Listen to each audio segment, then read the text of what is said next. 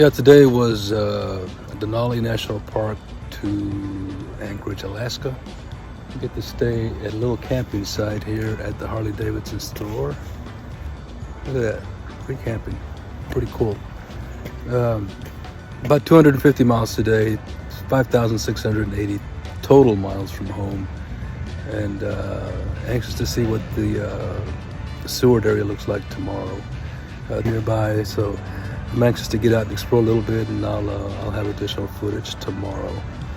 All I can say about my last 3 nights in Denali is that I really enjoyed it there. Pretty amazing, some of the wildlife that we saw, the caribou, the moose. Didn't see any bear, still waiting to see some bear. So the few spottings I've had have been in the Yukon and along the way here. So one black bear, a couple of grizzlies crossing the road. That was pretty cool.